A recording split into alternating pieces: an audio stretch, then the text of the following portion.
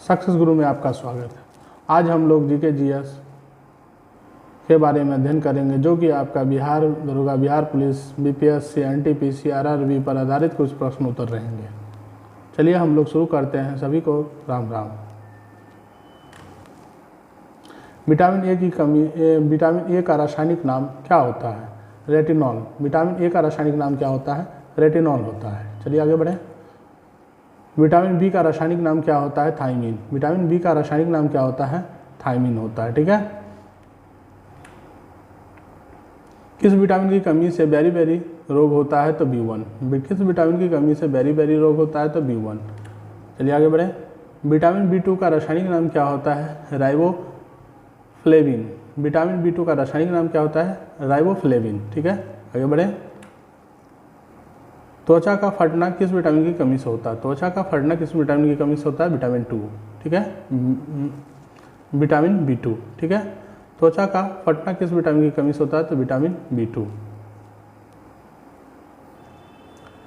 त्वचा का फटना किस विटामिन की कमी से होता है? तो B2। इसका स्रोत क्या है? यानी कि त्वचा का फटने से बचने के लिए स्रोत क्या है?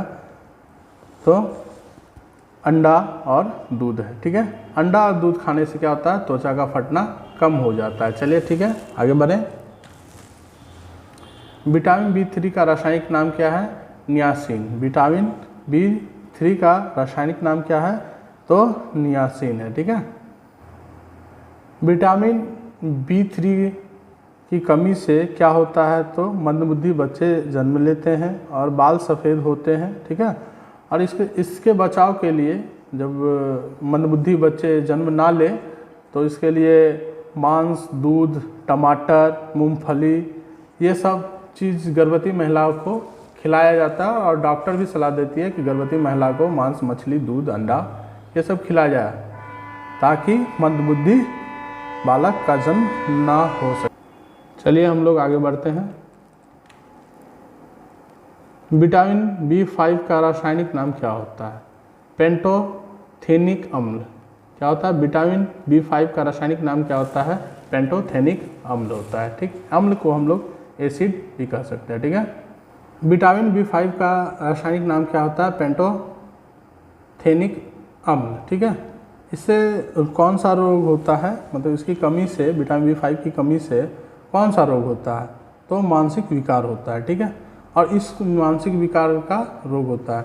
ठीक है, और इस स्रोत को खत्म करने के लिए किसका सेवन ज़्यादा से ज़्यादा करना चाहिए? तो मांस, मूंगफली, आलू, ये सब चीज़ खाने से क्या होता है?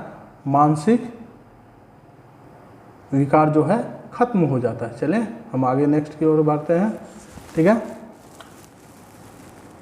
विटामिन B6 का रासायनिक नाम क्या होता है? विटामिन B6 का रासायनिक नाम क्या होता है? तो पायरिडॉक्सिन। पायरिडॉक्सिन। ठीक है, पायरिडॉक्सिन। विटामिन B6 का रासायनिक नाम क्या होता है? पायरिडॉक्सिन। विटामिन B6 का रासायनिक नाम जो है पायरिडॉक्सिन है। और पायरिडॉक्सिन, विटामिन B6 की कमी से कौन सा रोग होता है?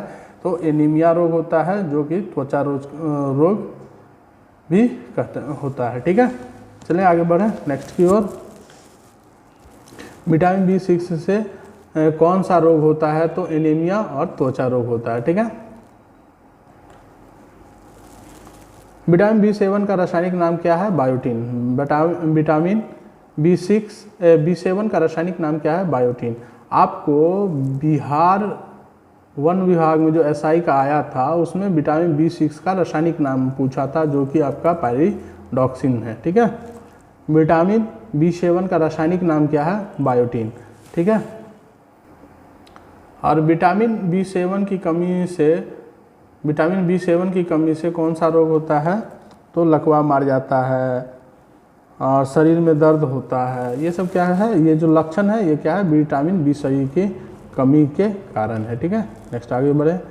शरीर में दर्द और लकवा किस विटामिन की कमी से होता है? तो विटामिन C की कमी से होता है। ठीक है, चलिए हम लोग आगे बढ़ें।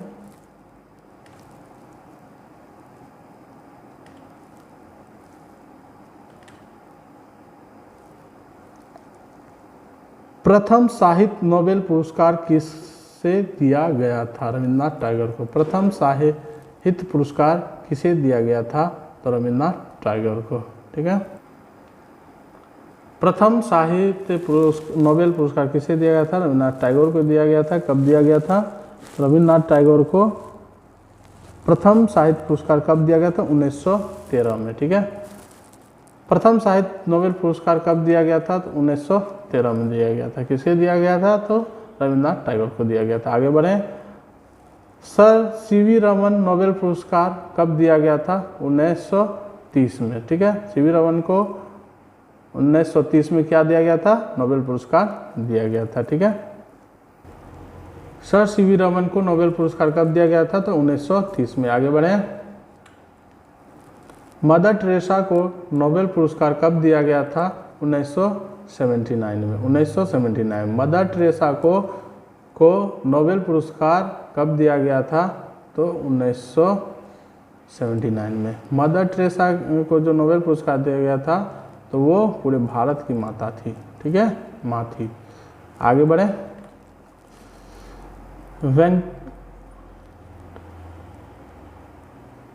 वेंकट रमन रामकृष्ण को नोबेल पुरस्कार कब दिया गया? तो 2009 में, ठीक है। वेंकट रमन को फिफ्थ पुरस्कार दिया गया था तो 2009 में दिया गया था। चलें आगे बढ़ें। हजरत मोहम्मद साहब का जन्म कब हुआ था? 570 ईस्वी में। हजरत मोहम्मद साहब का जन्म कब हुआ था? 570 ईस्वी में हुआ था, ठीक है। आगे बढ़ते हैं। हजरत मोहम्मद साहब का जन्म कहाँ हुआ था? मक्का मदीना में। हजरत मोहम्मद साहब का जन्म कहाँ हुआ था? मक्का मदीना, ठीक है। आगे बढ़ें। हजरत मोहम्मद साहब को कहाँ पर ज्ञान की प्राप्ति हुआ था? हीरा नामक गुफा में। हजरत मोहम्मद साहब को ज्ञान की प्राप्ति कहाँ हुई थी? तो हीरा नामक गुफा में। चलिए हम लोग आगे बढ़ते हैं।